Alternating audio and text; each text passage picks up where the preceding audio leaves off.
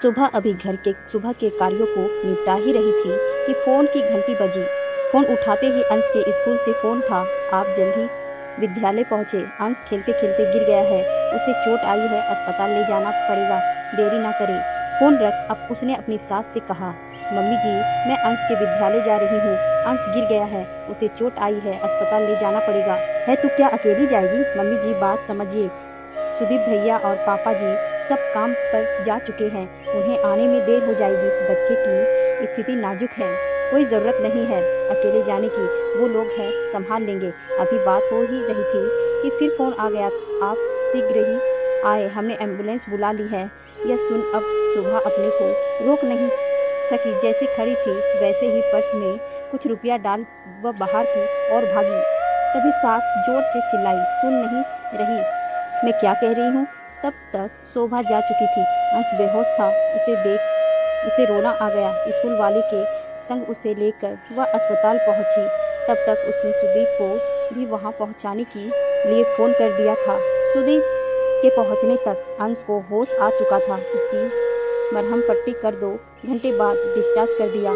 सुदीप को अंश एवं शोभा के साथ आते देख उसकी मम्मी सुनीता जी का गुस्सा 7वें आसमान पर पहुंच गया। बजाय अंश की तबीयत पूछने के वो सुदीप पर बरस पड़ी। देख बेटा, ये तेरी पत्नी मेरा कहना जरा भी नहीं मानती। मेरे मना करने के बाद भी यह अंश के स्कूल अकेले ही चली गई। इसे अच्छी तरह समझा, यह बातें की भाषा नहीं समझती, इसे दूसरी तरह समझाना पड़ेगा। उनकी आशाएं शारीरिक प्रताड़ना की तरफ था। तब तक सुबह की जेठानी अंकिता अंश को कमरे में ले जाकर लिपटा चुकी थी और हल्दी वाला दूध बनाकर पिला दिया। माँ का प्रलाप सुन सुदीप शोभा के गुस्से में बोला, शोभा तुम मम्मी का कहाँ क्यों नहीं सुनती? जब वो मना कर रही थी तो मान जाती, मुझे फ़ोन कर देती, मैं आ जाता। सुदीप तुम अंश की हालत देख कर भी क्या बोले जा रहे हो? मैं दूसरों के भरोसे अपने बेटे को नहीं छोड़ सकती थी। तुम्हें आने में समय लगता, मैंने मम्मी जी से पूछा था पर उन्होंने मना कर दिया, तो तुम्हें रुकना था। छोटी सी बात तुम्हारी समझ में क्यों नहीं आती? देखो भाभी भी तो रहती है घर में, वो कहीं अकेले जाती है? सुदीप तुम किस जमाने में जी रहे हो? अकेले जाने में क्या परेशानी है? मुझे आदत है, शादी से पहले भी तो मैं स्कूटर चलाती थी और अपने सब काम खुद करती थी, तो अब क्या हो गया? देख बेटा, कैसी कैची सी जवान तुझसे लड़ा रही है, इसे जाने किस बात का इतना गुरूर है। सुबह अब आगे से तुम घर से बाहर कदम नहीं निकालोगी, समझ लेना, वरना वरना क्या करोगी वह भी करके दिखा ही दो।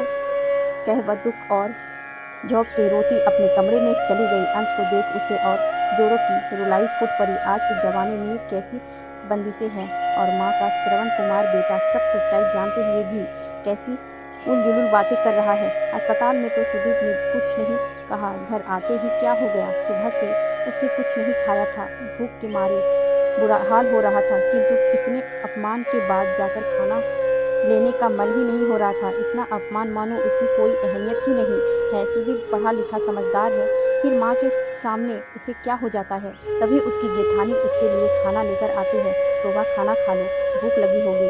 नहीं दीदी, मेरी भूख मर चुकी है। इतना अपमान बिना कुछ गलती किए, आप ही बताओ क्या मैंने जाकर गलत किया? अंकिता नहीं शोभा, तुम अपनी जगह सही हो, पर मम्मी जी की ये अकेले बाहर जाने पर रोक लगाने की बात समझ नहीं आती। मैं तो 15 साल से इस कैद को भुगत रही हूँ। मुंह खोलने पर तुम्हारे भैया भी मेरी ही लालन ममानत करते हैं, सो हार कर चुप हो गई। मुझे भी तो 7 साल हो गए। अरे बच्चा है, कभी भी कहीं भी जाने की ज़रूरत पड़ सकती है। क्या मैं सुदीप के आने की राह देखती रही, वो भी इस जमाने में? अंकिता उसे खाना खिला अपनी बेटियों को खाना देने चली गई, जो अभी अभी स्कूल से आई थी। दवा असर से अंश सो रहा था। शोभा ने अपने कपड़े अटैची में रखे अंश का सामान समेट रही थी कि तभी सुदीप कमरे में आया और बोला, ये क्या कर रही हो? कहीं जा रही हो क्या? हाँ मैं जा रही हूँ अपने मम्मी पापा के पास, अब यहाँ और नहीं रह सकती। पर हुआ क्या है जो घर छोड़ने की बात आ गई?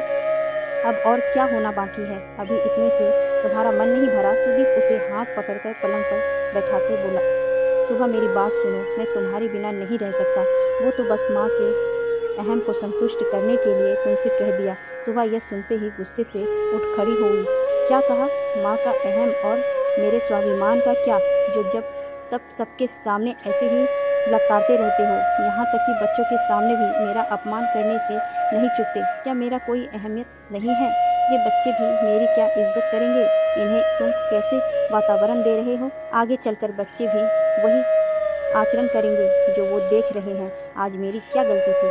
2 बार फ़ोन आया, बच्चे की हालत ख़राब थी, मैंने पूछा था, पर जाने ही नहीं दे रही थी। मैं भी माँ हूँ, मेरा भी बच्चा तकलीफ़ में है, तो मैं कैसे रुक सकती थी?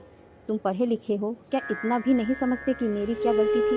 और तुम ये बात माँ को भी समझा सकते थे, पर नहीं, उनकी हाँ में हाँ मिलाकर गलत तरीके से मुझे अपमानित किया। और ये क्या लगा रखा है कि अकेले बाहर नहीं जाना? क्यों यह रोक लगा रखी है? अब तो मैं बिल्कुल नहीं मानूंगी, बहुत हो गया। 7 सालों से भुगत रही हूँ ये कैद। शुभा, यदि माँ को इससे खुशी मिलती है, उनका अहम संतुष्ट होता है, तो तुम्हें क्या परेशानी है? परेशानी मैं। अंकिता दीदी भी इंसान है, इतनी पाबंदी में कैसे रह सकते हैं? हमारी भी इच्छा होती है बाहर आने जाने की, घूमने की। क्या हम इतने अनाड़ी हैं कि पुरुष के साथ के बिना बाहर जा ही नहीं सकते? इससे हमारा अहम को संतुष्टि मिलती है। यदि माँ की अहम की इतनी चिंता है, तो पत्नी के अहम की भी चिंता कीजिए, जिसे आप 7 वचन दे सुखी रखने का वादा कर इस घर में लाए हैं। हम कोई कैदी नहीं हैं जो हमारे आने जाने पर रोक लगाए जाए। फैसला तुम्हें करना है, या तो माँ को समझाकर गलत बात करने से रोको, नहीं तो अपने रास्ते अलग अलग हैं।